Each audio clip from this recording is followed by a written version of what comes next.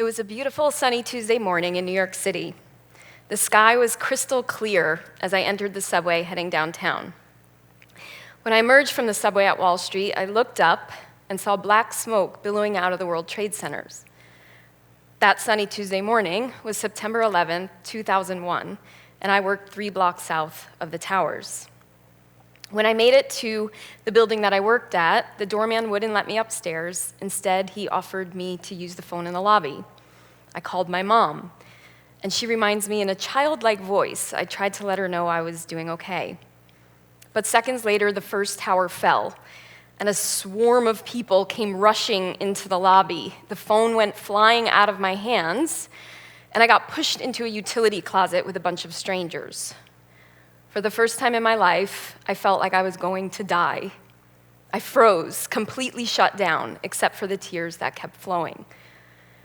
Until a woman came over to me, grabbed me by the shoulders, and asked me my name. It forced me to take a breath.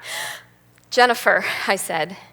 She said, "Jennifer, I'm Nancy, and the two of us, we're going to get out of here together." And sure enough, we did. We were evacuated from that building, and everyone scattered.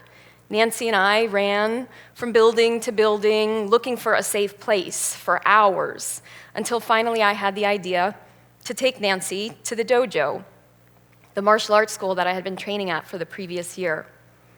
When we entered, for the first time that day, I felt safe. I was able to breathe more deeply,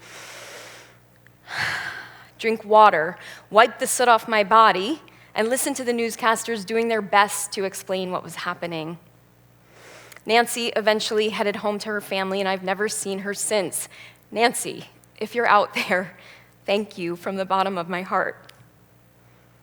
That dojo became a refuge for me, a safe place, because all I wanted to do in the weeks and months that followed was go there, get out of my street clothes and into my crisp white uniform, tie the belt around my waist, step onto the mat, and sink my bare feet into the rubbery surface, connect my mind, body, and spirit, and get to work.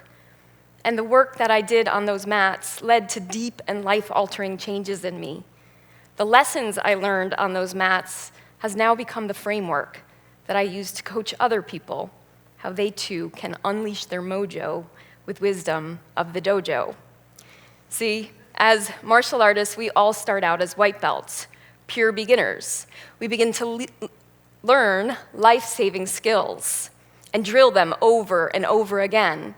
We wax on, we wax off, and slowly through the years, we move up from one belt level to the next, from white to yellow, orange, green, blue, red, with the goal of black belt and beyond. But before you move from one belt level to the next, you usually have to pass a very difficult test. A test not just of your physical skills, but of your mental, emotional, and spiritual skills as well. Isn't that a bit like life? You're cruising along, climbing those ladders, and before you know it, life hits you with a really difficult test. Loss, grief, divorce, financial hardship, a disease, a pandemic. This framework I'm about to share with you will help you build the inner strength it takes to get back up after you've been knocked down by any type of opponent. I invite you to join me on the mat by stepping your feet into that rubbery surface, connecting your mind, body, and spirit, and let's get to work. Because the lesson of the white belt is to embrace the suck, to consciously accept, maybe even appreciate something that is extremely unpleasant, yet unavoidable in order to move forward. Life is not one long, smooth ride, as we know. Things that suck are bound to happen. And the sooner that we can accept that as fact, the sooner we can move on to pursuing the life we truly want. In the months and years following September 11th, I found myself becoming almost addicted to my martial arts training, but in the best way. Physically, I was getting stronger. Mentally, I started to feel more confident, more aware. And spiritually, I started to feel more grounded and more on purpose than ever before. Looking back now, I am certain that that dreadful day on September 11th has somehow led me to become the person I am today. It led me on a path of becoming a health and empowerment coach, a speaker, and an author. It led me to help develop my purpose and mission of helping others feel more strong, safe, and powerful from the streets to the boardroom. It led me to where I'm standing right now on this red dot with all of you. So, when's the last time you took a look back and gave yourself a deep bow to honor your journey, to recognize that all of those challenges you've been through have somehow led you to where you are right now? Perhaps you can accept them, maybe even appreciate them for all of the strength you've developed because of them and not in spite of them. And I invite you to take that bow with me now. You have officially embraced the suck. Which leads us to the lesson of the yellow belt, which is how to bounce back. As a yellow belt in martial arts, before we learn any takedowns, we learn what's called mat work, how to fall and get back up on our feet with more velocity and ease each time. There are 3 strategies I learned on the mat that can help us get back up after a takedown or avoid it altogether. And the first strategy is the pivot, or simply to move out of the way of an incoming assault. Haven't we all mastered the pivot in the last few years? Whether it be homeschooling your kids, working from home, or simply feeling isolated for long periods of time. We got this. The second strategy is to roll with the punches. We learn to take the impact of an incoming assault, tuck ourselves in a tiny ball, roll backwards so we can use that momentum to get us right back on our feet when the hits keep on coming. And lastly, sometimes life knocks us out for the count. Perhaps something is taken away from you, like a job, a relationship, or even a person. There may be no option to pivot or roll. The only option that we have is to make an ultimate comeback and rise from the ashes like a phoenix. The events of September 11th took us all by surprise. There was no time to pivot or roll. But afterwards, over time, I used the ultimate comeback approach to recreate myself and my career, all of which has led me here today. Where in your life could you use a little mat work skills to keep you nimble and help you build the resilience so you can come back even stronger?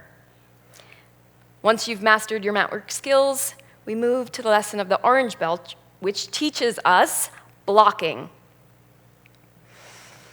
As an orange belt, we start to realize that if we don't learn how to block all the punches and kicks that are coming, we're going to spend way more time on the floor than necessary.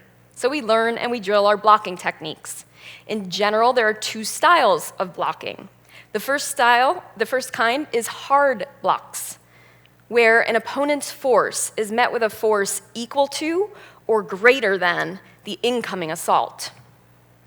Or we have soft styles of blocking, where we blend with the incoming assault only to redirect it out into space or back at your opponent. The bottom line is this: you have options, and the more that you drill your blocking skills, the easier it will become to set boundaries with your boss, with your kids, with anyone trying to take advantage. At green belt level, we begin to harness the power of our voice. Martial artists use a vocal technique called a kiap, which translates to spirited yell. We use this kiap to accentuate every punch and kick, and possibly to intimidate an opponent. You get to choose your style of kiap. Some people use the word kiap, and some people use hi-ya, like Miss Piggy. It doesn't matter the sound you choose. What matters is how you deliver it. At green belt level in my training, I started to use my voice in a powerful way, not just in the dojo, but in all areas of my life, to set my rates in my business, to combat the everyday street harassment that women face. I used my voice to leave relationships that no longer served me. Most importantly, to this day, I use an inner key up to drown out the dreaded voice of self-doubt.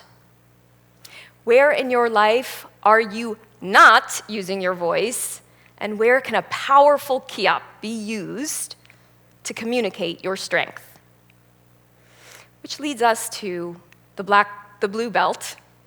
At blue belt level, we start to become aware of our chi. Chi is the word that Eastern cultures use to describe life force energy, the energy that keeps us alive and vibrant. We begin to feel it in our movements, and we know when our tanks are running low. Currently, our culture is heading for burnout. Essentially, our energy expenditure far outweighs the level of self-care that our minds and bodies need to thrive. At blue belt level in my training, I took an energy audit. At the time, I was running around the city, in and out of subways, training clients, back to the mat for more training, all while my social life is going full throttle. I realized that I couldn't continue at that pace, and it was not sustainable. That if I didn't change things up, that I would be headed for burnout. So slowly, I reprioritized my well-being. I cleaned up my nutrition, I focused on my mental health, I made rest and sleep a greater priority, and I watched my energy soar. Check in with your chi right now. Is it vibrant, or does your energy expenditure far outweigh your input? The red belt lesson is to go within. At red belt level, we begin to focus on slower forms of movement, and we deepen our meditation. This helps us enhance our intuition, so we can see a punch coming way before it has a chance to land. In life, this translates to practicing mindfulness.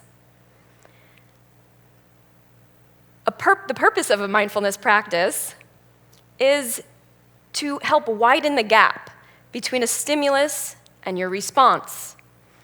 It helps you get to choose how you want to think, act, and feel.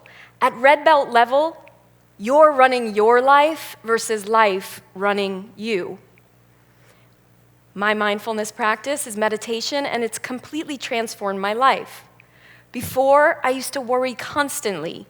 I worried about my family, my finances, my future. In general, I felt like everyone and everything was passing me by and I would never be able to catch up. Sound familiar? But since committing to my mindfulness practice, I feel more calm, more at ease, like I'm flowing with life and it's not an uphill battle. Will you commit to going within so you can slow down and give yourself that buffer between what's causing upset and your reaction to it, so you can take back the reins on your life? All right, are you ready to earn your black belt? Yes. When I first started training, I would envision what I thought being a black belt was all about, whether it be executing my sword forms with precision or being able to take someone down twice my size. But as I got closer to my test, I realized that being a black belt was about so much more. In fact, I had to volunteer 100 hours of teaching before even being considered a candidate. Why? Because black belt level is about leadership. A black belt is a teacher, a mentor, a coach who helps others rise through the ranks. But me, a leader? At the time, I was running around the city in my Lululemon pants, training my clients and struggling to pay the rent. But as I moved through the levels of the belts, I realized my idea of leadership expanded. I realized that leadership is not reserved for certain groups of people. Leadership is for anyone who chooses to step into it. As we trained for our black belt test, we drilled our stances. These physical stances helped us stay steady and grounded. And out in life, that translated to us black belts being able to stick up for others and causes greater than ourselves. That steadiness started to relate in other areas of my life. My business grew and my influence expanded as I started to take a larger stance on issues like women's safety and equality. You too can be a black belt leader in your life, but by no means do you need to run to the nearest dojo and sign up for classes. You simply need to choose it. Step onto the mat, tie the symbolic black belt around your waist, and consider these 3 questions. 1, who is in your dojo, your communities, your family, your colleagues, your social circles? 2, what stances will you take? Who or what will you advocate for in the face of adversity? And 3, how can you help others rise? How can you mentor or coach others up through the ranks too? And at the very least, when we see someone in distress, let's not look away. Let's reach out and be like my guardian angel from 21 years ago, Nancy, and ask them their name and say, you and I, we're going to get out of here together. Thank you.